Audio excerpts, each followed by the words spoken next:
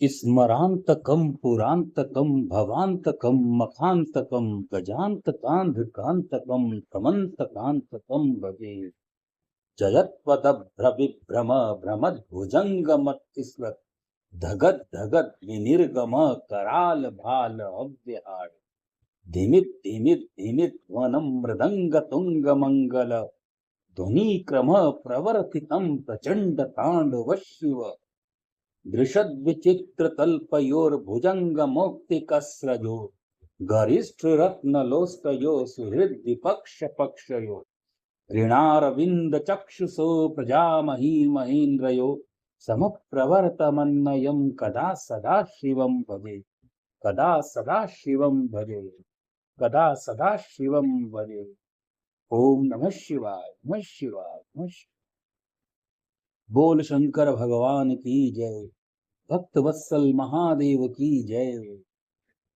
भक्त वत्सला माँ पार्वती की जय। गणपति महाराज की जय। कार्तिकेय महाराज की जय। शिव परिवार की जय। आज रुद्र संहिता का हमारा द्वितीय अध्याय का 43वां अध्याय है और 43वें अध्याय में भगवान शिव का दक्ष को अपनी भक्त वत्सलता, ज्ञानी भक्त की श्रेष्ठता तथा तीनों देवताओं की एकता बताना, दक्ष का अपने यज्ञ को पूर्ण करना, सब देवता आदि अपने अपने स्थान को जाना, सती खंड का उपसंहार और महात्म्य। ब्रह्मा जी वाचः, ब्रह्मा जी कहते हैं, नारद इस प्रकार विष्णु के, मेरे देवताओं और ऋषियों के तथा अन्य लोगों के स्तुति करने पर महादेव जी बड़े प्रसन्न हुए। फिर उन शंभु ने समस्त ऋषियों, देवताओं आदि की कृपा दृष्टि से देखकर तथा मुझ ब्रह्मा और विष्णु का समाधान करके दक्ष से इस प्रकार कहा। महादेव जी वाचः, महादेव जी कहते हैं, प्रजापति दक्ष, मैं जो कुछ कहता हूँ सुनो। मैं तुम पर प्रसन्न हूँ, यद्यपि मैं सबका ईश्वर और स्वतंत्र हूँ, तो भी सदा ही अपने भक्तों के अधीन रहता हूँ। 4 प्रकार के पुण्यात्मा पुरुष मेरा भजन करते हैं। दक्ष प्रजापति उन 4 भक्तों में पूर्व पूर्व की अपेक्षा उत्तरोत्तर श्रेष्ठ है। उनमें पहला आर्त है, दूसरा जिज्ञासु है, तीसरा अर्थार्थी है और चौथा ज्ञानी है। पहले के 3 तो सामान्य श्रेणी के भक्त हैं, किंतु चौथा जो है, जिसको ज्ञानी बताया गया है, उसका अपना विशेष महत्व है। उन सब भक्तों में चौथा ज्ञानी ही मुझे अधिक प्रिय है। शास्त्रों में कहा भी गया है, भगवान कृष्ण भी कहते हैं गीता में, लोके अस्मिन् द्विविधा पुरा प्रोक्ता मया नघ ज्ञान योगेन सांख्यानाम कर्म योगेन योगिनाम। जो सांख्य दर्शन है वो ज्ञानियों का योग है, वो ज्ञानियों के समझने योग्य है, और जो ज्ञानी है वो भगवान शिव को प्रिय है, वह मेरा रूप ही माना गया है। आगे कहते हैं, उससे बढ़कर दूसरा कोई मुझे प्रिय नहीं है, मैं सत्य सत्य कहता हूँ। वो कहते हैं, चतुर्विधा भजन्ते माम जनाः सुकृतिनः सदा पुत्रोत्तरः श्रेष्ठास्तेषां दक्ष प्रजापति आर्तो जिज्ञासु सुरार्थीं ज्ञानी चैव चतुर्थकः पूर्वे तत्यश्च सामान्यश्च चतुर्थो हि विशिष्यते सत्रज्ञानी प्रियेतरो मम रूपं च स स्मृतः तस्मात् प्रियेतरो नान्यः सत्यम सत्यम वदाम्यहम्। भगवान शिव कहते हैं कि वह मुझे अत्यंत प्रिय है, मैं आत्मज्ञ हूँ, वेद वेदांत के पारगामी विद्वान ज्ञान के द्वारा मुझे जान सकते हैं। जिनकी बुद्धि मंद है वे ही ज्ञान के बिना मुझे पाने का प्रयत्न करते हैं। कर्म के अधीन हुए मूढ़ मानव मुझे वेद यज्ञ ज्ञान और तपस्या द्वारा भी कभी नहीं पा सकते। कितनी अच्छी बात कही है, इसको समझने की आवश्यकता है। देखिए, भगवान शिव ने कहा है कि जिनकी मंद बुद्धि है वे ही ज्ञान के बिना मुझे पाने का प्रयत्न करते हैं। कर्म के अधीन हुए मूढ़ मानव मुझे वेदों में ढूंढते हैं, यज्ञ में ढूंढते हैं, दान के द्वारा ढूंढते हैं, तपस्या द्वारा भी कभी नहीं पा सकते जब तक तत्व ज्ञान नहीं होगा। देखिए, तत्व ज्ञान बहुत आवश्यक है। केवल हमें वेद पढ़ लेना, केवल हमें पुस्तकें पढ़ लेना, ग्रंथ पढ़ लेना, वो पर्याप्त नहीं है।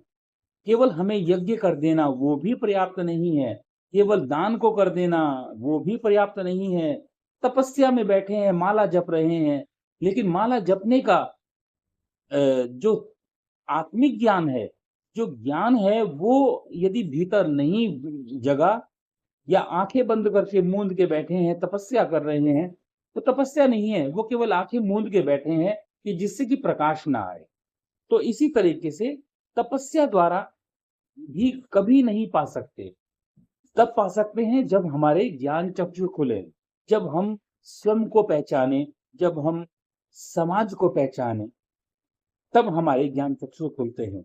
अतः दक्ष, आज से तुम बुद्धि के द्वारा मुझ परमेश्वर को जानकर ज्ञान का आश्रय ले समाहित चित्त होकर कर्म करो। प्रजापते, तुम उत्तम बुद्धि के द्वारा मेरी दूसरी बात भी सुनो। मैं अपने सगुण स्वरूप के विषय में भी इस गोपनीय रहस्य को धर्म की दृष्टि से तुम्हारे सामने प्रकट करता हूँ। जगत का परम कारण रूप मैं ही ब्रह्मा, मैं ही विष्णु, मैं सबका आत्मा, ईश्वर और साक्षी हूँ। स्वयं प्रकाश तथा निर्विशेष हूँ। मुने अपनी त्रिगुणात्मिका माया को स्वीकार करके मैं ही जगत की सृष्टि, पालन एवं संहार करता हूँ। उन क्रियाओं के अनुरूप ब्रह्मा, विष्णु आदि रुद्र नाम धारण करता हूँ। उस अद्वितीय भेद रहित केवल विशुद्ध मुझ पर ब्रह्म परमात्मा में ही अज्ञानी पुरुष ब्रह्म, ईश्वर तथा अन्य समस्त जीवों को भिन्न भिन्न रूप से समस्त जीवों को भिन्न भिन्न रूप से देखता है। जैसे मनुष्य अपने सिर और हाथ आदि अंगों में भेद पाता है, अंगों में ये मुझसे भिन्न है, ऐसी पर किए बुद्धि कभी नहीं करता। वह जो शरीर के अंग है, वह भी आप ही हैं, ऐसा मन में भाव जिसके आ गया, ऐसी पर किए बुद्धि कभी नहीं करता। उसी तरह मेरा भक्त प्राणी मात्र में मुझसे भिन्न नहीं देखता। जो प्राणी मात्र में भी मुझको देखता है, दक्ष, मैं ब्रह्मा और विष्णु तीनों स्वरूपतः एक ही हैं, तथा हम ही स्वरूप जीव हैं, संपूर्ण जीव रूप, ऐसा समझकर जो हम तीनों देवताओं में भेद नहीं रखता, वह निश्चय ही जब तक चंद्रमा और तारे रहते हैं तब तक नरक में तारे रहते हैं। जो भेद रखता है वह जब तक चंद्रमा और तारे रहते हैं तब तक वह नरक में निवास करता है। कहते हैं भूतात्म नामेक भावानाम यो न पश्यति त्रिसुराणाम भेदाम दक्षः सह शांतिं हि गच्छति यह करोति त्रिदेवेषु भेद बुद्धिं नराधम नरके स वसेन्नूनम यावा चंद्रातारकम। कहते हैं आगे कहते हैं कि दक्ष, यदि कोई विष्णु भक्त होकर मेरी निंदा करेगा तो तुम्हें दिए हुए पूर्वोक्त सारे शाप उन्हीं दोनों को प्राप्त होंगे और निश्चय ही उन्हें तत्व ज्ञान की प्राप्ति नहीं हो सकती। कहते हैं हरि भक्तो हि माम निंदे तथा शैवो भवेद्यदि तयो शापः भवेयस्ते तावत् प्राप्तिर्भवन्नहि। आगे कहते हैं ब्रह्मा जी उवाच, ब्रह्मा जी कहने लगे, मुने, भगवान महेश्वर के सुखदायक वचन को सुनकर सब देवता मुनि आदि को इस अवसर पर बड़ा हर्ष हुआ। कुटुंब सहित दक्ष अपनी बड़ी प्रसन्नता के साथ शिव भक्ति में तत्पर हो गया। वे देवता आदि शिव को ही सर्वेश्वर जानकर भगवान शिव के भजन में लग गए।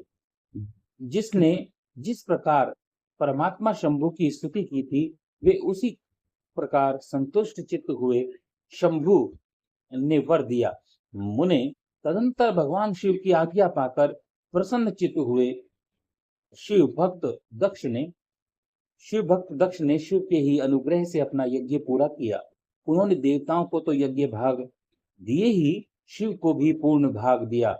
साथ ही ब्राह्मणों को दान दिया। इस प्रकार उन्हें शंभु का अनुग्रह प्राप्त हुआ। इस प्रकार महादेव जी के उस महान कर्म का विधि पूर्वक वर्णन किया गया।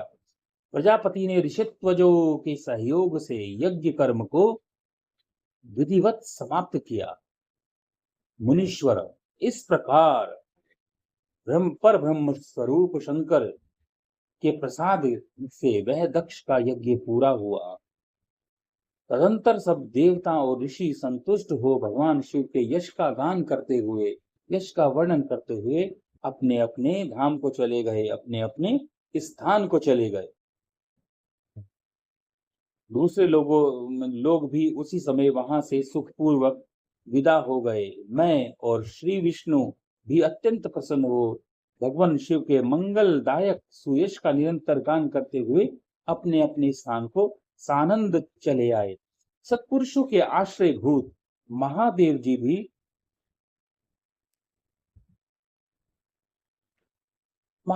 भी दक्ष से सम्मानित हो प्रीति और प्रसन्नता के साथ गणों सहित अपने निवास स्थान कैलाश पर्वत को चले गए। अपने पर्वत पर आकर शंभु ने अपनी प्रिया सती का स्मरण किया और प्रधान प्रधान गणों से उनकी कथा कही। इस प्रकार दक्ष कन्या सती यज्ञ में अपने शरीर को त्याग कर फिर हिमालय की पत्नी मेघा के गर्भ से उत्पन्न हुई। यह बात प्रसिद्ध है। फिर वहां तपस्या करके गौरी शिवा ने भगवान शिव का पति रूप में वर्णन किया। वे उनके वामांग में स्थान पाकर अद्भुत लीलाएं करने लगी। नारद, इस तरह मैंने तुमसे सती के परम अद्भुत शिव चरित्र का वर्णन किया है, जो भोग और मोक्ष को देने वाला है तथा संपूर्ण कामनाओं को पूर्ण करने वाला है। यह उपाख्यान पाप को दूर करने वाला है, पवित्र है, पावन है, स्वर्ग, यश और आयु को देने वाला है तथा पुत्र पौत्र फल प्रदान करने वाला है। तात जो भक्तिमान पुरुष भक्ति भाव से लोगों को यह कथा सुनाता है, वह इस लोक में संपूर्ण कर्मों का फल पाकर परलोक में परम गति को प्राप्त कर लेता है। इति श्री रेवाखंडे रुद्र संहिता नाम द्वितीय अध्याय। आज 43वां अध्याय हमारा पूर्ण हुआ। रुद्र संहिता का सती खंड आज संपूर्ण हुआ। आप लोगों का स्नेह, आप लोगों का प्यार, आप लोगों का आशीर्वाद सभी इसी तरीके से मेरे साथ बना रहे, हमारे साथ बना रहे, हम यही कामना करते हैं। और अब हम कल करेंगे रुद्र संहिता का द्वितीय खंड आरंभ करेंगे। और तृतीय खंड के आरंभ करने पर उसमें हम क्या पढ़ेंगे, उसमें हम क्या वाचन करेंगे, क्या श्रवण करेंगे। हिमालय के स्थावर जंगम द्विविध स्वरूप का दिव्यत्व वर्णन, मेना के साथ उनका विवाह तथा मेना आदि को पूर्व जन्म में प्राप्त हुए सनकादि के शाप एवं वरदान का वर्णन, तो हम ये करेंगे। और आप लोगों का स्नेह इसी तरीके से बना रहे। और बड़ी अच्छी बात है कि हम जो वाचन कर रहे हैं माँ सती के जन्म स्थल पर ही कर रहे हैं। हम कनखल जो स्थित है हरिद्वार में ही, कनखल में ही हम इसका वाचन कर रहे हैं। दक्ष प्रजापति के क्षेत्र में ही इसका वाचन कर रहे हैं। और वो आप जो श्रवण कर रहे हैं वो उतना ही लाभ मिलता है। इस शास्त्रों में कहा गया है, इस स्थान पे वाचन करना, दक्ष क्षेत्र में वाचन करना और आप लोगों का श्रवण करना, जैसे सनकादि ऋषि ने, जैसे सूत जी ने, जैसे ब्रह्मा जी ने वाचन किया और नारद को सुनाया, जैसे सूत जी ने ऋषि मुनियों को सुनाया, जैसे सनकादि ऋषियों ने गाथा गही भगवान शिव की, और उसका श्रवण करने से जो लाभ मिला, वही लाभ जब कनखल क्षेत्र में, दक्ष प्रजापति क्षेत्र में, हरिद्वार क्षेत्र में जब हम उसका वाचन करते हैं, उच्चारण करते हैं और आप लोग श्रवण करते हैं, चाहे वह आप वीडियो के माध्यम से ही श्रवण कर रहे हैं, लेकिन श्रवण का जो लाभ है वो आपकी श्रवणेंद्रियों को हो रहा है, आपके कानों को हो रहा है। और जो कानों को जो लाभ हो रहा है उसका प्रभाव आपकी बुद्धि पर पड़ रहा है। और बुद्धि का प्रभाव बुद्धि को कौन संचालित करता है? बुद्धि को संचालित करता है, बुद्धि को परमपिता ईश्वर और आत्मा संचालित करती है। और बुद्धि किसको संचालित करती है? बुद्धि शरीर को संचालित करती है। और जो हाव भाव जो मन में बनते हैं, जो भाव बनते हैं, वह भाव ही हमारे शरीर से क्रियाएं कराते हैं। तो बुद्धि हमारे शरीर में जो जननी है विचारों की, और विचारों का प्रभाव हमारे शरीर पे होता है, भावों पे होता है। तो इसलिए आप श्रवण करते रहें, सुनते रहें, और प्रभु कृपा हम सभी के परिवारों पर बरसती रहे इसी प्रकार। ओम नमः शिवाय, नमः शिवाय, नमः शिवाय। मंगलम भगवान शंभु, मंगलम गरुड़ध्वज, मंगलम पार्वती नाथो, मंगलाय तनो हरः। शुक्लांबरधरं देवं शशिवर्णं चतुर्भुजं, प्रसन्नवदनं ध्यायेत सर्वविघ्नोपशान्तये। ओम नमः शिवाय, नमः शिवाय।